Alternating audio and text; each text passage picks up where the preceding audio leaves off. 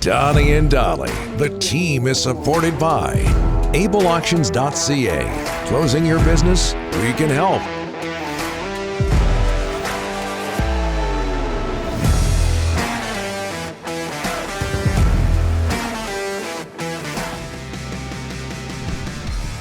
All right, it is. I'm all messed up here. It is a Wednesday, right? I got that right? Because of the holiday on Monday. We're all I'm a little messed up. I'm a little messed up. Today, all of our guests, including Jeff Patterson, J-Pad, standing by, brought to you by the Alberni Power and Marine RPM Group, located in Port Alberni. Alberni Power and Marine is one of Vancouver Island's most trusted boat dealerships, the largest Mercury Marine dealership in Canada. Their service team just won, for the fourth straight year, a CSI score above the national average. That's Customer Satisfaction Index. Important stuff. Make your appointment today for the 2022 boating season at albernipowermarine.com. Doug from Salmon Arm into the Delaney's OK Tire and Langley inbox. Guys, I remember when it was rare to have anyone from BC playing in the National Hockey League. Yeah. Right? We talked about Micah Zandy Hart, first Canadian female Olympian gold medalist in hockey. Hey, we talked about John Ferguson yesterday, did we not? I remember him growing up, and he was the only guy from BC. Yep. Him and Tommy McVie, that was about it. Things have changed as we bring in Jeff Patterson, Canucks, and the sizzling hot Flames tomorrow at Rogers Arena. How are you, sir? Yeah, I'm doing all right. I heard that opening segment, and Rick, I can't believe that you would question the accuracy of the guy from Connecticut. There are all sorts of fine people from Connecticut. I like to do my homework before I come on your show. John Ratzenberger, the actor that played Cliff Clavin, had nothing but trivial bits on Cheers, right? Like, he had all sorts of information. Yeah. Cheers was great. This is like the modern era Cliff Clavin, perhaps. And I'm not ripping the guy in Connecticut. I'm ripping Canucks Twitter for just believing everything they see and just going nuts. And Miller's getting traded tonight. And, is this true? Come on. It doesn't happen in one day. Yeah, and again, Jeff, that's Canuck Twitter. Did you know, or did you ever meet Ernie Doherty, Jeff? Yeah, absolutely. Saw him in the press box at Canuck game. I mean, he was a fixture in the Canucks press box and then the alumni suite up until before Christmas. Like, he was there till the end. I think he's absolutely loved still being around the game, around the alumni, and what a life and what a character. I didn't know him well, but certainly saw him, and he really he was a fixture in the press box even this season. So sad day for the entire Canucks family. I saw the Canucks alumni put out the tweet last night. I saw the Canuck organization take to Twitter as well. So our condolences to the Doherty family and just anybody, family and friends that knew Ernie. Yeah. Hey, Jeff, Flames roll into town tomorrow. 10 straight wins. From what you've seen, what are the keys to the Flames' success? They look like they've got the best line in hockey, and that's with all due respect to Colorado and some of those lines that are just Boston, putting out outrageous numbers in Florida and Tampa.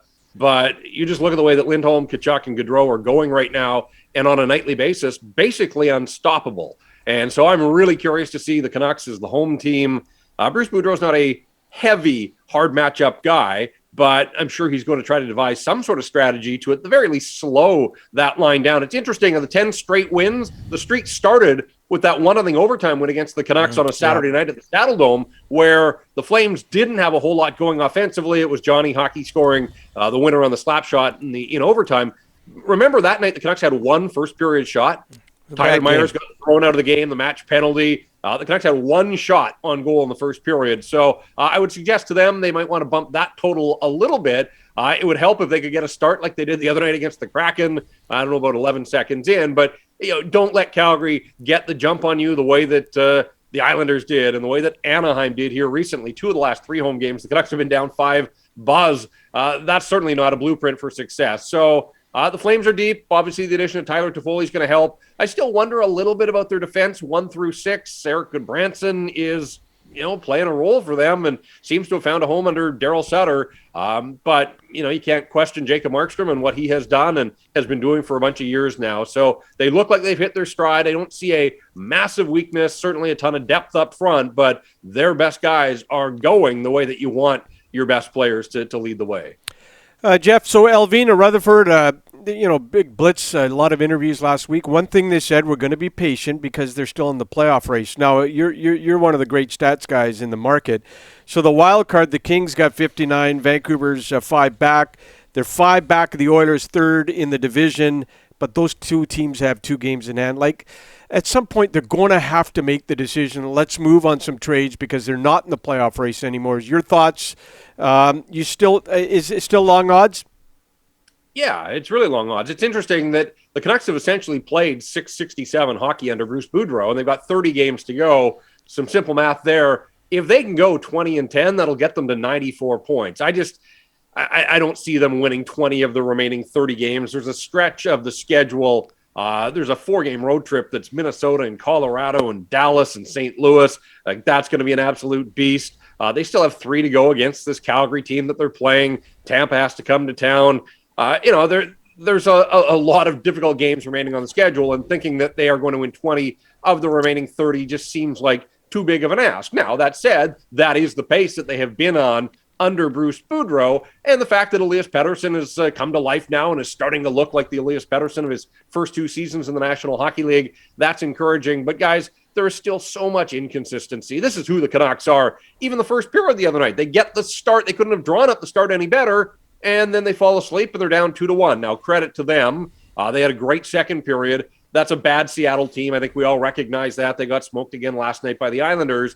But just when you're looking at the way the Canucks performed, they outshot the Kraken 18-4 in the second period. They took control. And then I liked the start of the third period where they score the power play goal 35 seconds in. They extend their lead. They weren't going to leave the Kraken hanging around, because you saw what happened when you do that in San Jose a couple of games ago. You're 1 shot away, and the Sharks got the tying goal at the buzzer there. Ultimately, the Canucks won that night. But, this is a team that this is who they are. There are warts, and they seem to get exposed on a nightly basis, whether it was the bad starts against the Islanders or the Ducks, just a little blip there for about 10 minutes the other night against the Kraken. It's hard to play the perfect game. I understand that. But when you look at the Vancouver Canucks, guys, the bulk of their wins, they've beaten Seattle 3 times now. They've beaten Chicago a couple of times. They beat Arizona. They beat San Jose the other night. These are all teams that are either right around them or below them in the standings. Sure, they've had some wins when you think of beating the Leafs, although that was on the back of Thatcher Demko. But a good win in Nashville at the tail end of that road trip. I'm not saying all their wins are against bad teams, but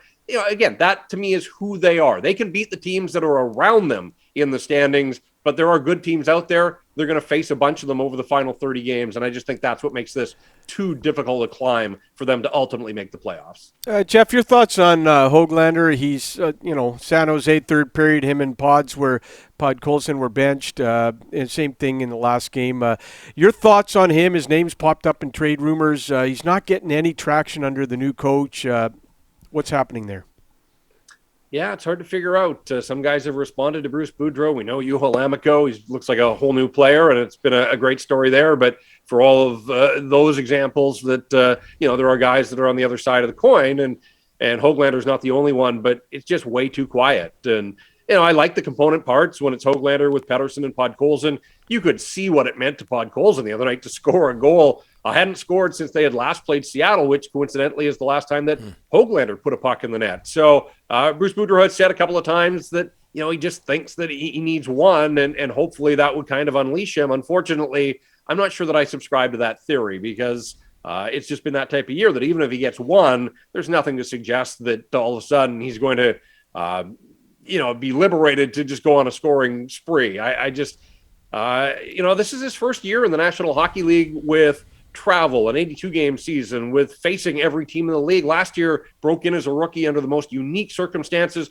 played almost entirely with Horvat and Pearson, and it was a great way to introduce a 20-year-old raw rookie to the National Hockey League. But, there have been some challenges. And so in a lot of ways, he's still a rookie getting his first look at the NHL, but it is his second season. Not the only guy in the world to have gone through a sophomore slump. You hope that's all it is. But, this is the NHL. Like, there has to be a bottom line. You can't just be out there going for a skate. And I'm not questioning his effort, but at some point, if you're not going to produce, they'll find guys that will. That's just the nature of the competitive business that pro hockey is. So you hope that there's a little bit more there, and you hope to see it soon, because it has been a tough stretch. But we've seen he's already been a healthy scratch once. wouldn't surprise me if that's his fate again here before too long, unless he can get something going. And Jeff, very, very quickly, Elias Pettersson, 17 points in 15 games. What are you seeing? A lot of points. And I like the fact that people now are talking about, can he salvage his season, and is 60 points a realistic goal? He needs 26 points over his final 30 the way he's going. I would say he can get to 60, which would overall still be a disappointing total, but it would mean that he was a point-a-game guy over the final half of the season, which I do think gives you hope that he is that player that we saw in the first 2 years. So I don't know if that was fast enough, but I just see him digging in and starting to look a lot more like the player that this city fell in love with 3 years ago. Yeah, absolutely. Jeff, thanks for this. Appreciate it. All right, guys. Thank you.